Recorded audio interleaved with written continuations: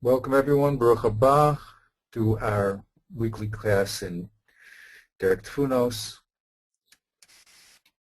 We're going to this week finish chapter 10, and then we're going to throw the ball game in your court. We're going to look at our Gemara we've been discussing over the last few weeks in Baba Kama and try to put what we've been learning in derech tvunos together.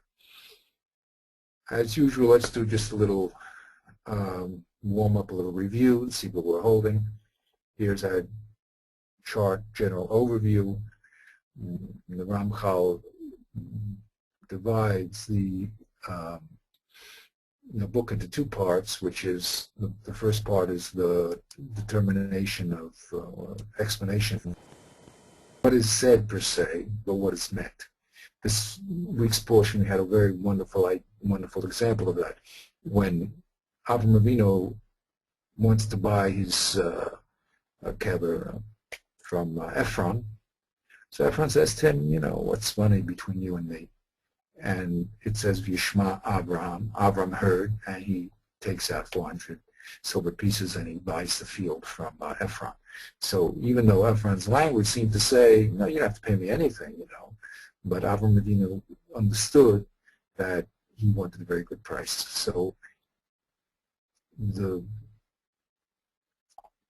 key of the Sefer really is to understand what's being meant, and that's not often what's being said. What's being said could be said in a rhetorical manner, a rhetorical question, and the Ramchal tells us we're going to have to translate or strip away any rhetoric or style and get down to the essential subject that's being spoken about, what's being said about that subject, and how is it being said, one of the 11 parts of the predications. So that's the essential part of understanding, is first abstracting the statement that's being made.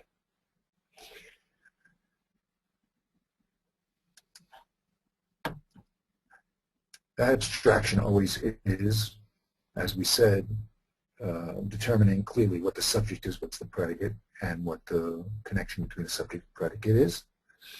The second part, after we understand what the memra, the statement, is being said, is that we're going to have to then determine which one of the 7 functions is being used here in the statement. Is the statement just a simple statement of information, or is it asking a question, giving an answer, etc., etc.? So the first thing is to understand what's being said. Second, what is its purpose?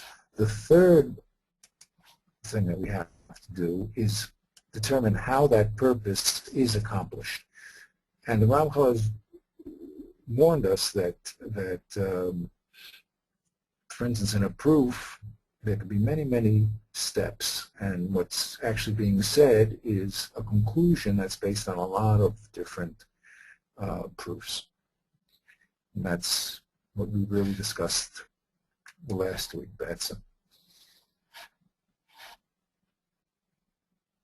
and that really is statement number 5. He says always determine what is the statement that we want, the statement Hanirtza, and then we have to determine the rise to that statement, the rise to the rise. So we're always going to have to get to the ground floor level, which is a rai either from a pasuk or a muskal rishon. Okay, now he warns us that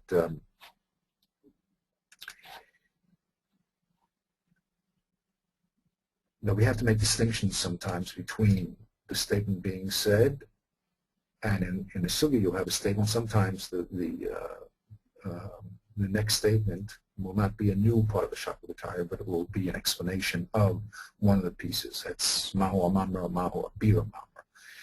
Then, in order to make sure that our logic is straight, if we're having a proof, for instance, and a proof to a proof, we're going to have to make sure that the terms are all being used in the same way.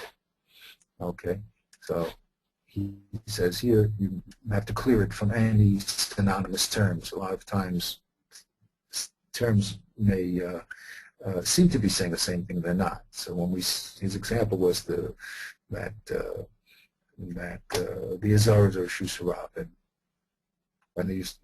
another statement, the Azar is not a Shusarab. Those are not contradictory because the terms are being used in different aspects. One is Tumah, one is Karen Shabbos. So we have to make sure that in our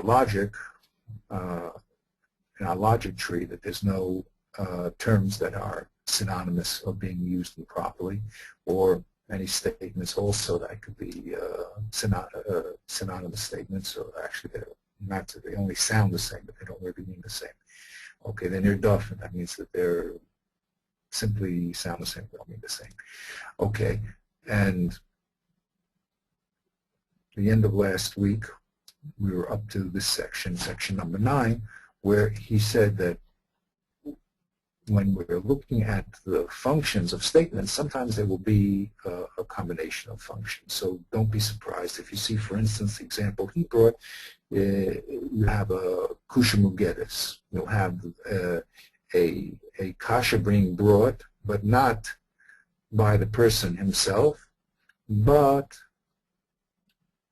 a kasha that someone else is reconstructing about someone else's a statement. And then we're going to do that together right now, Bezat Hashem, along with the last few steps here. So let's go to our Sefer.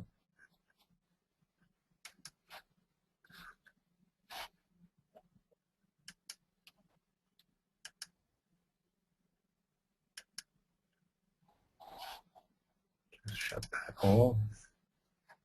Get to our Sefer, derech tvunos, there we are. Let's get rid of any of these markups. Okay. Okay, just bear with me while we scroll down a little. I usually have that prepared for you.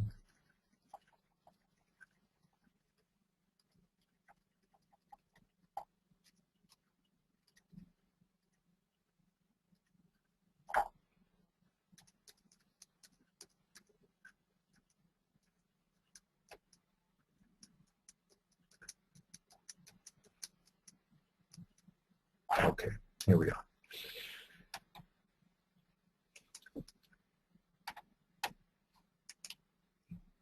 So he told us that we have to be careful that to determine when we're looking at functions that sometimes we can have multiple functions of statements.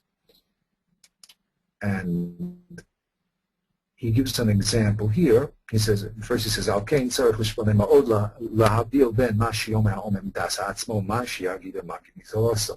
we're talking about, for instance, this kusha mugedes, so you have to understand the difference between the statement being said, the difficulty being asked, and where is the difficulty being asked? Is it asked on, for instance, on the person who brought the Haggadah, on the original statement? So here's an example that he gave us before from Baba Kama. Let's look back at the context that was in. Now remember, this is a Gemara in Baba Kama that said the following, that the acholu b'chavaro is chayav alav mishum chamisha dvarim. A person who damages his friend physically has to pay 5 different types of damage. What are they? Nezik, Tsar, Ripui, Shevis, and Boshis. The Gemara explains to us, the Mishnah explains to us, Ketzad, how do you pay Nezik? So, Sima Eseino, Kateas Yado, Shiva Es Raglo, if he blinds the person's eye, or he cuts his hand or breaks his leg. Rona so ki'ilu hu eved hanimkar b'shuk. What we do is we evaluate what a healthy eved would be sold for in the shuk and what an eved with one of these injuries would be sold for, and then we can determine by the depreciation and the value what the mazik has to pay, and that's called nezik. Rona so ki'ilu hu eved nimkar b'shuk u'shaman kama haya yafe u'kama haya And then we make a determination. We subtract how much she would have been as an Evid without the blemishing work, and that's what the person has to pay. So the Gemara now comments on this. It brings a brisa, and it says the following: Maka Adam Umaka Behema. We're going to learn the case of a man damaging another man from the man damaging an animal. And this is how we're going to do it. Ma Maka Behema V'tashlumin Af Maka Adam V'tashlumin. We're going to make a mamatzino between these two cases. And we're going to say just like when a man damages an animal, he has to pay monetary compensation. So too, when a man damages another man, he has to pay monetary compensation.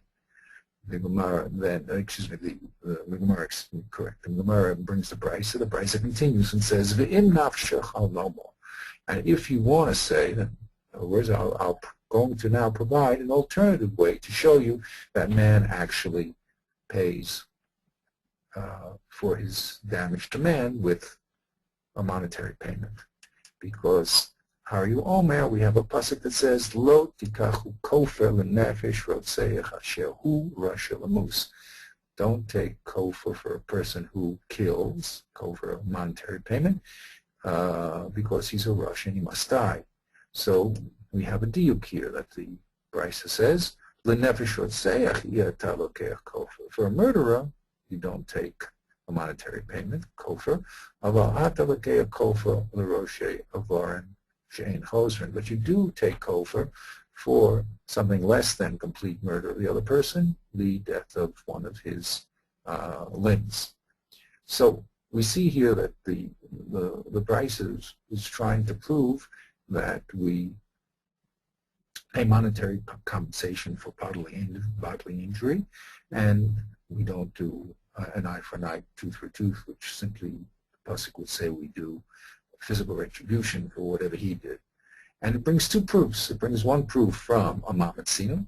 It's learning the case of damaging a man from the case of damaging an animal. And another proof is exeris akasiv. From the case of a murderer, the murderer, he doesn't pay for monetary payment, but someone else does. Who is that? As a person who damages another man but doesn't kill him. The Gemara then says the following. Umay nafshechan loma. The Gemara is bothered with the question of why does the brisa need two proofs? Why does it need a proof through logic, through mamatzino, and a proof through gezeres hakasiv? One through hekish in our terms, and one through Kabbalah. That's what the Ramchal would call these two. So the Gemara says, Umay nafshechan loma. So here is what the Ramchal wants to point out. Su kol kasha l'tana. This was the difficulty that the Tana had by learning through a mamatzino that forced him to give the second alternative. What was it? The following. And here's the kasha mugedes. My chazes, the alphas mimaka behema, leilif mimaka hadam. Why are you learning a man damaging another man from a man damaging an animal? Why don't you learn it from the case of a man damaging a man, which is the case of murder? So that was the difficulty the Tana had with this mamatzino, because the mamatzino is learning the injury of man from the injury of an animal, an animal damaging an animal. Sorry, it's an animal damaging an animal, not a man damaging an animal. So the Gemara says, look, that's why we needed a second proof, because really I shouldn't learn from an animal damaging another animal. I should learn from a man damaging another man, and then come up with damaging a man should be the same as killing a man, and should be misa. So that's what the Gemara presumed was the kasha that the Tana had. The Gemara has a kasha on that. Amre, dan in nezikin min nezikin, ve'ein dan in nezikin min misa. but we have a kasha on that. We should say, look, let's not learn, we should learn Nezikin for Nezikin, right? Down in Nezikin and Nezikin, we should learn the case of the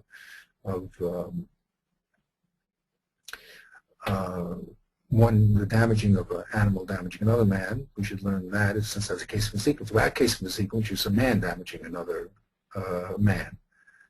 The ain danin Nezikin and Isa.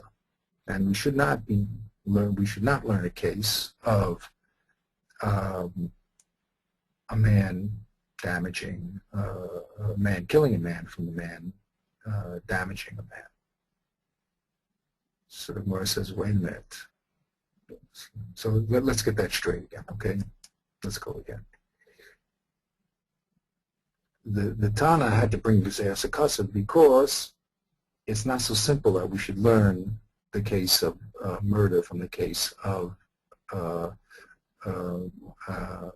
excuse me, I'm sorry, let's go again.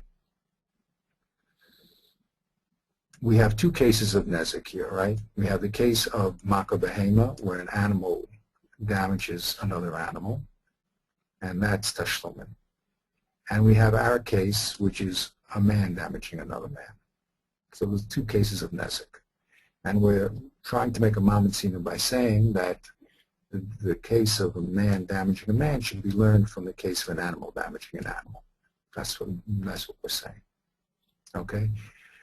Now we're looking for a weakness in that type of logic because it's the weakness in that logic which forced us to say that we're going to have to learn monetary compensation from a man, not from an animal, but from Xeris Akasav.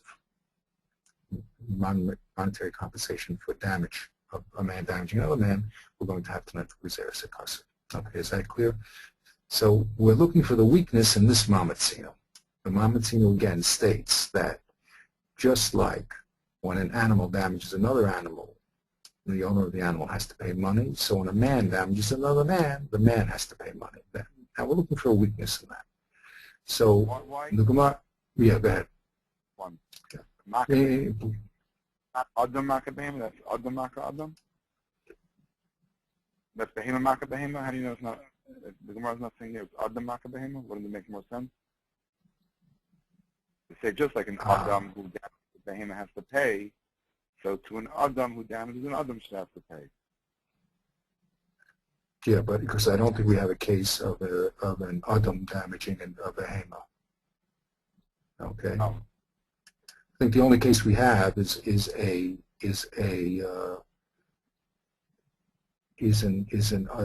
Behema damaging another Behema. I don't think we have a case of an Adam damaging another Behema.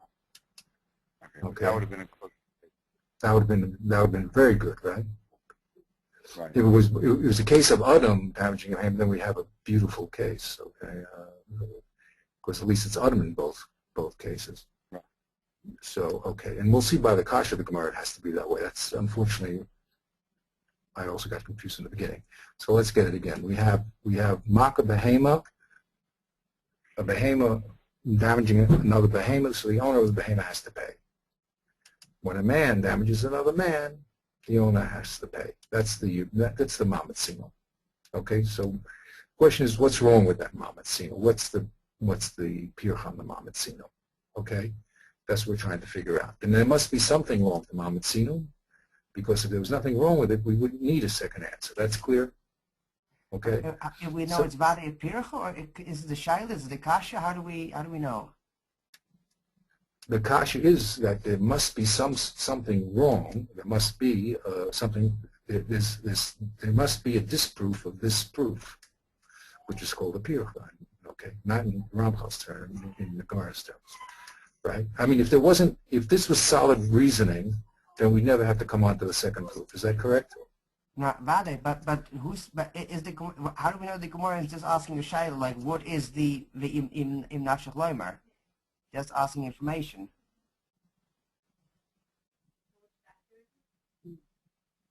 What type of information is it asking? What's the im nafshach loimer? But it's not asking a kasha. It's not saying the chur there's nothing that could that's wrong with the first statement. No, we know what well, hold on. Im nafshech loma means if you don't like this first reasoning, Right. then I'm going to give you a second reasoning. Okay? Right. And it's Gzeres HaKasev. Right. What the second reason is Gzeres HaKasev. Okay? So the Gemara, when it says Umayim nafshech loma, does not mean to say, explain to me what the pasuk is. That's not what it says. No, right. I'm not saying that. Yeah. I'm What is saying it doing? The Gemara asking Yeah. maybe a shaila, what is the im nafshech loimer? Not asking a kasha as I mean, i.e. that the chora it's not attacking the im nafshech loimer. It's trying to determine the kasha that forced the Tana to give the second answer. Right, but that umay im nafshech loimer is itself not a kasha, is a shaila then. It's a shaila, right? Correct.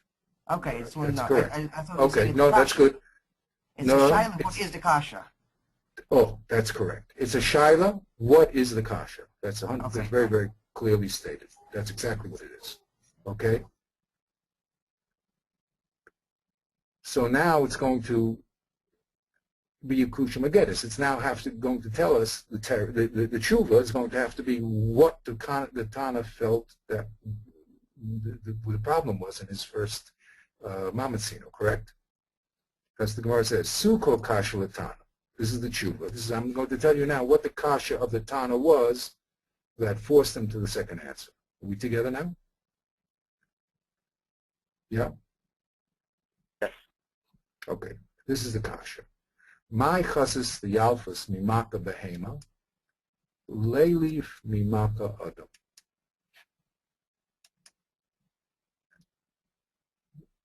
What did you see to learn from the case of a man damaging another man from the case of an animal damaging another animal?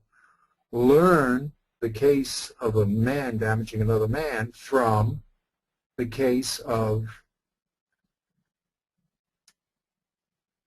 a man damaging a man. Now here it does not mean the case of a man damaging a man. It means a man killing a man. You with me? In other words, let's learn the case of damage from the case of murder, because those two cases are both talking about man. We don't have a case of a man damaging an animal. Okay? We want to learn what that law would be. So learn the case of a man damaging an animal from the other case of a man damaging. But that case is the case of Misa. Are we clear on that? So they're saying let's learn the case of a man damaging a man from the man killing a man. Why? Because that's two cases of man. So learn man from man and don't learn man from animal. Okay? Right. So because we had that difficulty, we came on to the Gzeres HaKasev. All right? Because it doesn't seem that we should be learning the case of man from animal. We should be learning it from we should learn the case of man, the case of man. That's why the Tana had to come on to the Gzeres HaKasev. We're clear? So now the Gemara is going to ask a kasha on that kasha mugedis. That's what this thing is going to be. Okay? And it's going to say, wait a minute, it makes perfect sense to learn. Just give me 1 second. Yeah. It makes perfect sense to learn man from the case of animal. Why? Because then we'd be donning Nezikin and Nizikin, and we won't be donning Nezikin and Misa. Okay? So now that's a kasha on this tshuva of what was bothering the Tana. It seems that it makes much more sense to learn the case of Nezikin from Nezikin and not the case of Nezikin from murder. You want to posit that we should learn, you said that the Tana had a problem, that we should learn the man from man, but that would mean we would be learning the damaging of a man from the killing of man. So it's much more logical, says the Gemara, to learn the case of Nezikin from Nezikin, even though that's learning man from animal, because that's both Nezikin. Then learning man from man, we would have to be learning Nezikin from Misa. Okay? Am I being clear here? So in other words, what the Gemara is now is raising a kasha on that tshuva of what was the kasha that the Tana had. You see how complex this is? Okay. The Tana had a problem. So we posited, well, what was the Tana's problem? That we should be learning from the case of Maka Adam, from the case of murder. That was his problem. That's why he wanted to use the Gzeres HaKasav, because that was the weakness. So the Gemara says, well, that's no problem. It makes perfect sense to learn Maka Adam from the case of Maka Behemoth, because there we're learning two cases of Nezikin. We're learning the case of a man doing damage from an animal doing damage. So the Gemara comes back and defends itself and says, no, I will now tell you that that was the kasha, because Adarabba, Danan Anani Adam, Be'ain Danan Adam Me Behema. He said, no, that really bothered the Tana, because really, let's learn the case of man for man, i.e., albeit it's the case of Nezikin for murder, but at least it's man for man, and not go to the case of man from Behema, because those are two different subjects, even though they're the case of Nezikin. And so it's because of that. So we have now just defended our original Kasha Mugeris, and the Gemara concludes, Hainu dekatani im nafshech aloma. And that's really why we had to bring the second proof from Kabbalah, from the Pasuk. So what we had over here was the Brisa gave two proofs. The Gemara was bothered, asked the Shela, what was bothering the Brisa that needed the second proof? It gave a teretz. Then asked a kasha on the teretz, and then it gave a teretz to the kasha on the teretz. Okay, so that was an example of the Gemara filling out what was difficult to the Tana. That's called the kasha mugeris. The Tana didn't say anything. He just said two proofs. The Gemara has to fill in all those gaps. So the Gemara itself had to explain what was the difficulty that the Tana had that forced them to come on to the pasuk. Then it asked a kasha and it gave a teretz. But that was all a reconstruction of this a kasha that was never even stated by the Tana. It was just the fact that he brought two cases that we know that he had to have a weakness in the first raya. Okay? I hope that's clear. Yeah. So let's go back to our text now. The Ramchal sums it up. Let's go back to our text. There we go. Okay. So the Ramchal says like this. Derech Mashal. Peshamu b'shas umayim nafshech aloma. You see, without going to the original examples, there's not much really you can understand in this piece of Ramchal. I mean, you could read the words, but not really understand it. Okay. So the Gemara said umay nafshech aloma. The Heshiv. That was a shayla, right? What was the kasha that was bothering the Tana? That was a shayla, as Nassim described, and Nassim described well. Heshiv, the Gemara then gave a tshuva, suko kasha Tana. Okay. Hainu, zu kasha mugeris. This is called the kasha mugeris. Why? Shehigid hamagi shehatana hirgish kushazu al dibrei atzma. Because it's a kusha mugeris, because it's something the Gemara is saying what the Tana felt was difficult on his own position. That's a complete reconstruction of the Gemara. The Hikshu owed, and the Hikshu, and then the Gemara said, Amrei danan nezikin min nezikin, ve'ein danan nezikin min misa. Okay, that was really the teretz. After they asked the kasha, they gave this teretz. They said, really, you should learn nezikin from nezikin, and you shouldn't learn nezikin from misa. So that again was what was really, excuse me, Dana Nizikim Nizikim, Vein Dana Nizikim Nimis the Kasha, I'm sorry. The Kasha, no, again, see, I slipped in my own head. Okay, again, that was a Kasha that was asked on this Kusha Mugetis. The Kusha Mugetis said, look, the Tano was, let's go back. Okay. Oops. Let's go back there.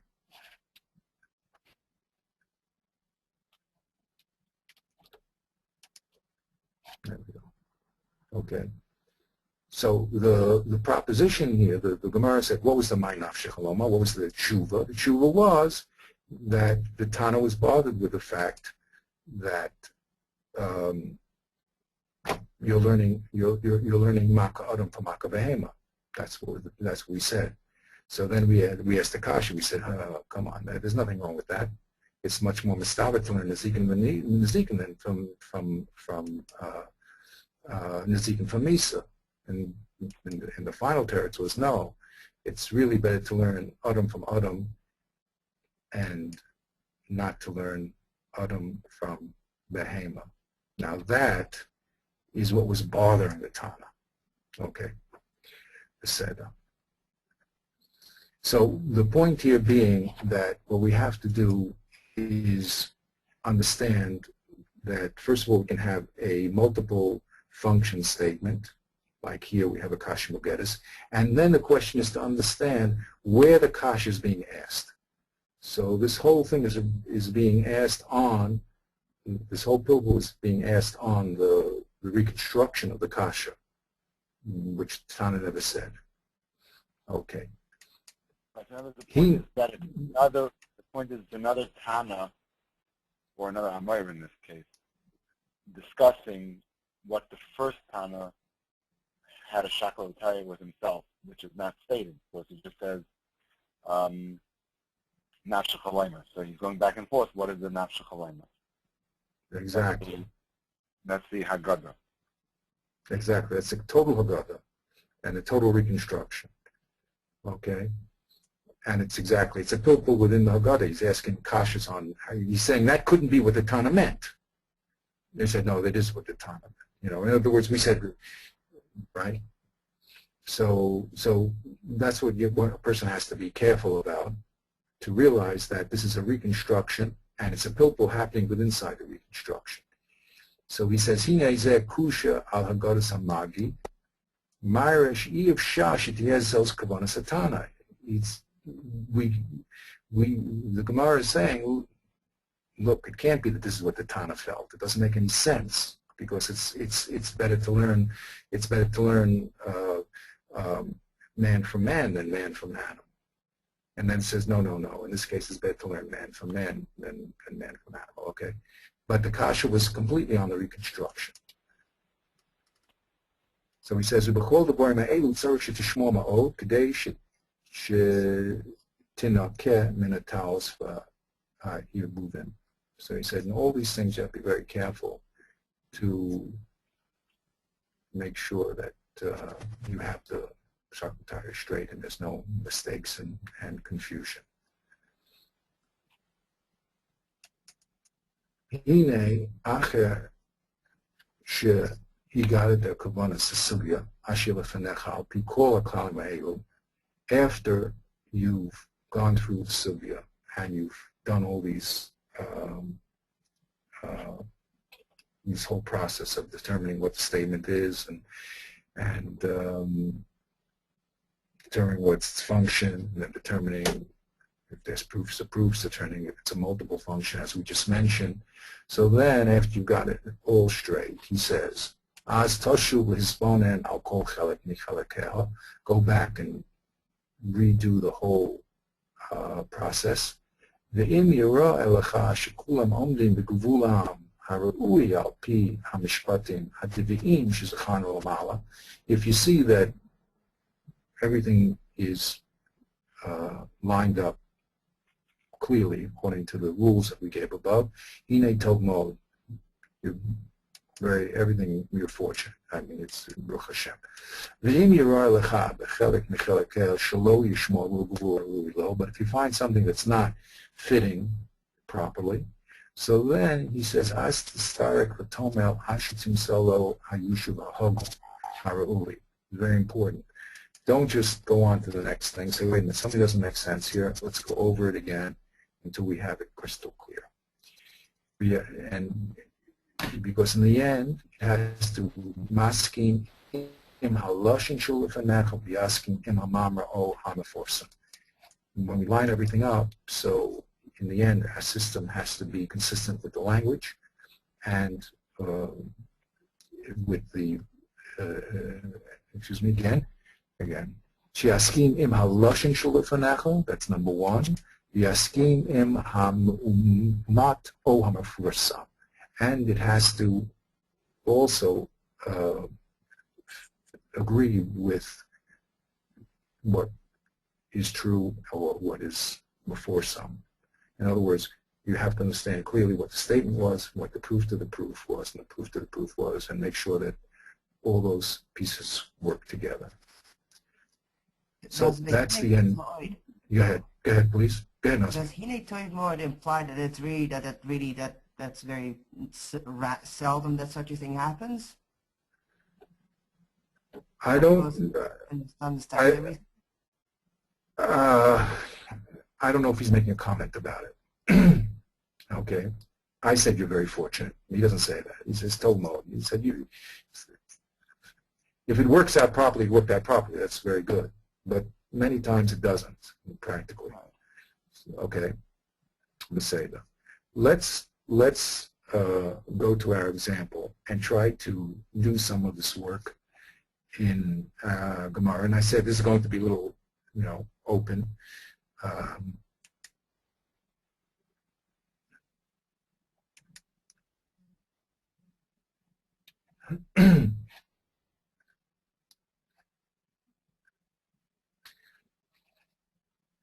This Sugi and Balakama that we're dealing with, but I made this little program.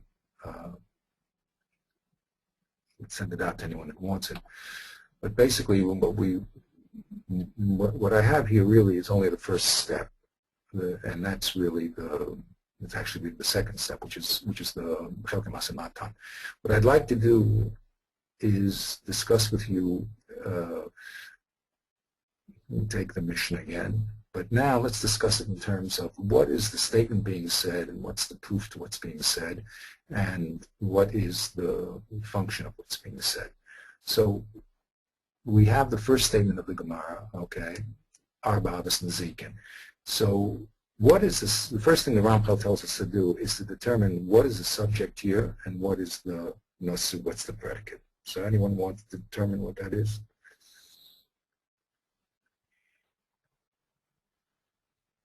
So I'll take a shot at it. The subject is Avos Nezikin, and the predicate is that there are 4 of them. That's correct. Oh, that's correct? Yeah. Oh, you want to say something else? Oh, you want to say the subject is what? Go ahead. I would think the subject is the shore, the board, the mav, and the hever, and what we're applying to that is what we're saying about them is that they are Avos Nezikin.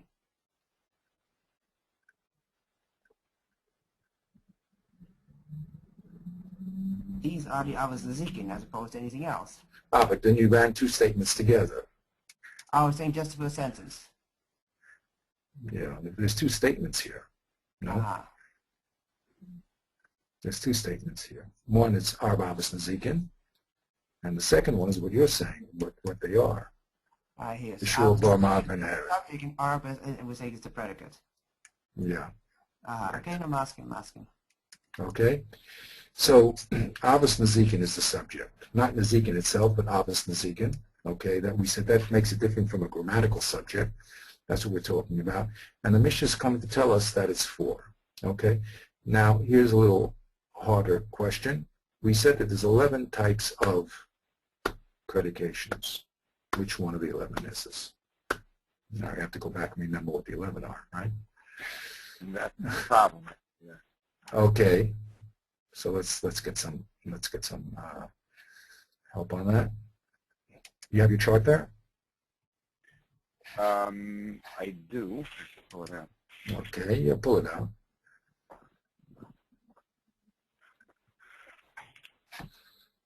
Let's go here. Okay, like I said, this is going to be, you know, open. Everyone can make mistakes. That's what we're here for. Okay. Okay, so I got the chart out. Now I just got to find out the chart.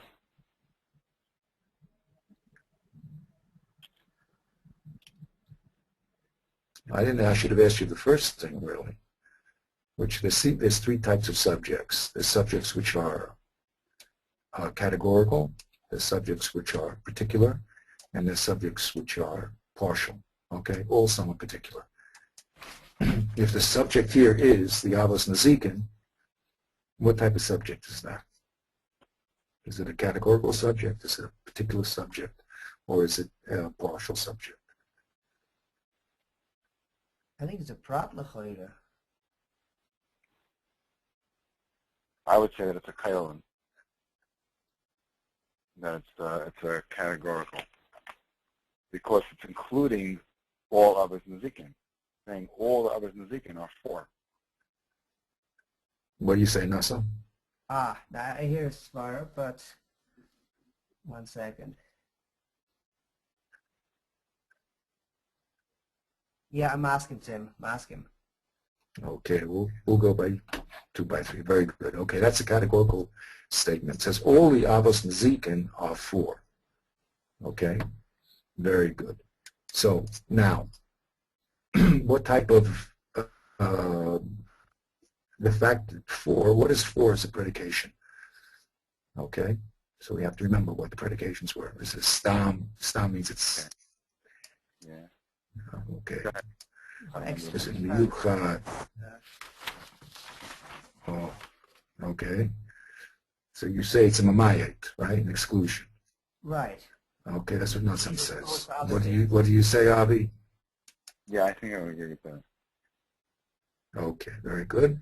Not only do you agree with it, but the Gemara agrees with it also. It says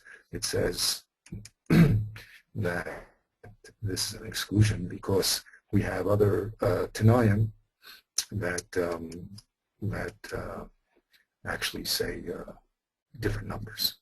Okay, and then the Gemara goes through a whole explanation of what they are. Here we go. Here, I'll show you the Gemara now, just to show you that. Let's see. We have Rav Osha says it's 13, and Rav Chia says it's 24, and the Gemara then goes through a whole Masan Matan, why our Mishnah wants to mamayit Rav Osha, and why Rav Osha wants to mamayit the Rav Chia, and really what the groupings represent. Okay, very good. Let's go a little further. Then we have the Shor, Bor, Mav, and Hever. Okay, so what's the statement here being? Oh, excuse me. So Amran Avos Nazikin. So as far as its function, what's the function? So now we have the statement, right? And we have the subject, we have the predicate, and we have the relationship of the parts. We said it's a mamayit statement. The subject is the Avos Nazikin. We said the predicate is that it's 4. Very clear. Now we have to say what's the function. That's the second thing. So here the functions are listed over here. Okay, on my little chart here I have, here's the blue memorim, then we have going vertically the shilas and the chuvas, the kashas and the terutzim, the steers and the rayas. And I just made the shilas, the kashas and the steers in red, and the chuvas, the terutzim, and the rayas in green. Okay, so what's the function of this first statement? Memra. You agree with that, Ali? The shmur, yeah. Okay, the shmur. So a memra, very good. We said there's 4 types of memras, right? Right. So Avi says correctly, it looks like a shmur. Correct? Masking. Oh, okay, great. So now we have the second statement over here, the Shor, the Bor, and the Mav, and the Heber. Now, that's a fragment. If you ever work with Word, they always highlight fragments. That's a fragment. So a fragment means we have to spell out what's the subject and what's the predicate. So let's go. So the subject are is again that the Abbas Nazikin. And what you would really be saying like this: Av Nazikin is Shar, and Av Nazikin is Bar, and Av Nazikin is Maver, and Av Nazikin is Hever. So the subject would be Av Nazikin, the predicate would be the Shar, the Bar, the Maver, and Hever. So we say the Avos Nazikin are the Shor, the Bor, the Mav, and the Hever. Right. Okay. But So the subject. We're applying Avos Nazikin to those four categories, though. What does that mean applying? Now we have to be a little more careful. What does it mean applying? Now you're asking what's the function. If I understand you right. The statement, isn't the statement the Shor is one of the Avos Nazikin, Bor is one of the Avos Nazikin? The original statement was that the Avos Nazikin are four. Right, but okay. the Shor, the fact it says Shor now, really it only says one word, but doesn't it really mean that the Shor is one of the four Avos Nazikin? In which case the Shor would be the subject and is one of the Avos Nazikin would be the predicate. Yeah. Now even I may have indicated that by the way I boxed this, I charted it out. But really there's a vav here, right? Right. There's vavs. So it's really saying Hashor, Vahabor, Vahmava, Vahever is one statement connected with the vavs. That's not four different statements. Okay? I put it there because there's four of them, but right, but Bimanavshach, that would still be the subject though, not the predicate. The subject is the avos. The subject is the four avos of Nazikin are the Shor, Bor, Mav, and Hever. But then that we said the avos. This word, we said that the avos Nazikin, that's the subject, right? Right. We said the avos Nazikin are four, right? Right. Okay. Now this four, what are they? I tell you what they are. This is what they are. The Shor, the Bor, Mav, and the Hever. You want to say it's a tshuva? The tshuva? Because I said, what are they? Right. To the shaila, what are they? What are the four? That's what we're saying now? I wouldn't have said it that way. But you could. That's very interesting what you're saying. You're saying that there's a hidden question, which is what are the four? Right. Right? So that's interesting. I normally said that it was a parish. It was a member parish. Not a tshuva. That the nafkamina would be. That's very interesting. I didn't even think about it that way. You hear Avi? What he says? What Nassan says? But is every statement really could become a shayla and tshuva. Because if I tell you it is day outside now or it's night outside now, you could really say my statement is really an answer on an unasked question of what part of day is it now? And yeah. Really just nullify any statement. Right, but specifically here, once it comes right over the Arba Avos Nazikin, so then based on that statement, I would have an immediate shaila. But then again, I'm not sure. The reason, okay, this discussion that we're having now is going to open up another sefer that we're going to have to get involved in. Okay, so which is called Daki Gemara. Okay, which is called about Habaninus. What would you have thought? I'm going to leave the discussion. I'm just going to leave it open, but it's a very interesting thing that's being said here. Okay, let's learn simply at this point that this statement is just the parish of the statement before. Okay, so we can always say in any parish is, okay, this is the parish, but maybe there's another parish that's coming to deny. But let's not get that deep into it at this point. Let's say simply that we're saying that the Arba Avos of Nazikin are the shore, the bore, the mara, and the hever. Okay? And that's a parish of the first statement. Okay?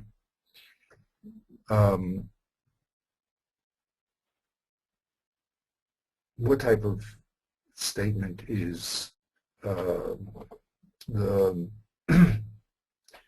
what's the subject of the statement? The arba avos nezikin, right? The arba avos. Let's say the arba avos. Nezikin we have to put in. The arba avos are the shor, bor, mara, and the hever.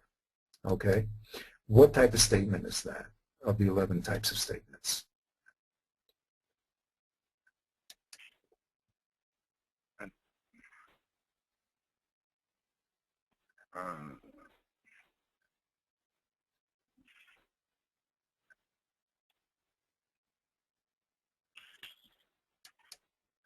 Would there also be a mamayit? Or No, the original statement was a maya. Let's say it's a parish, and it's saying that the arba avos are the shor, bor, mara, and the hever. Okay. The statement was to maya, so sure there's going to be a maya too, but that's not its function. So it's a parish. So we have here, is it a stam or is it? I'm going through the list. Stam, go through the list. No, it's not. It's not stam because it's stam in a certain way, but it's not. It's more than a stam statement. Okay. Not a motzi. That's the original statement's a motzi.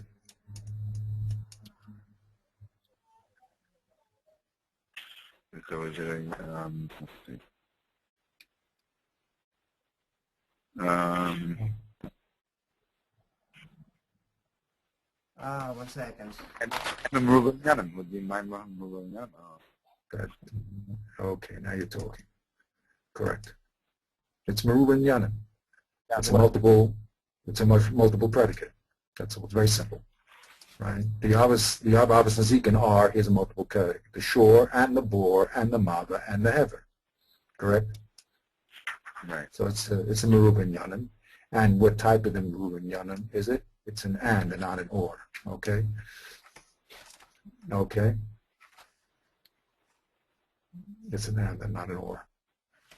There's two types, the and or Meruba Yanim, and each one is a chiddush. No one is not a greater chiddush than the other one. So it's a zu, vizu.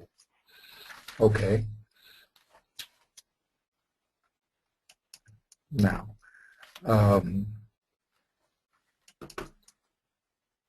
we didn't ask for the raya that there's only 4. What proof do we have that there's 4? We didn't ask that, didn't we?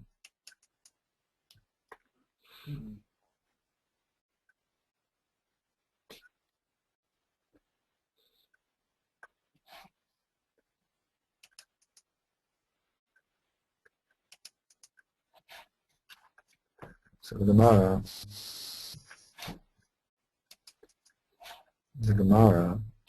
is going to be concerning that question. Okay? The Gemara is going to say, the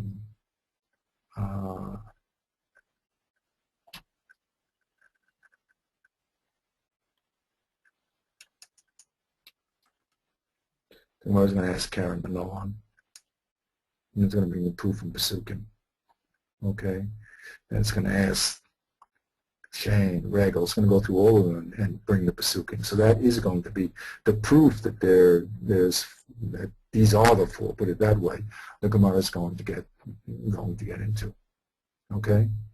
So it's something, to be asked. Okay. So that's, we did it. We discussed what the statement was. Okay. Arba avos nezikin.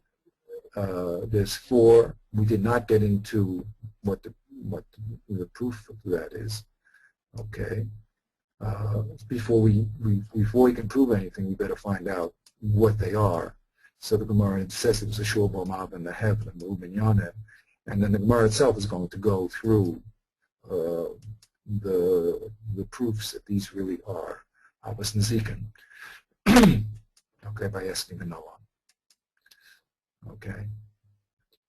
So now the Gemara says, Lo hari ashur kahari maga. The shore is not like the maga. Okay. Now we've discussed this before, and we said that there's a hidden, that this is really a tshuva to a kasha. Okay.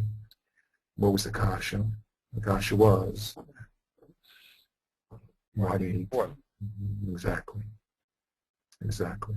Let one be the Av and let the other one all be the tvunos, right? So we again we have to take time. This is the exciting part, actually. Next week I want to do this again with you. Okay, we'll have another session, and it'll just be application where we actually just try to go through the steps. We're going to say what's the subject, what's the predicate, what type of subject is it, what type of predicate is it, what's its function, okay, and then what's the proof. Okay, and that's a real application. That takes the book from a theoretical to a practical. Okay, and then we're going to see the clarity that develops specification. Okay, so we'll stop here. I think it's the end of our time, and we'll pick it up next.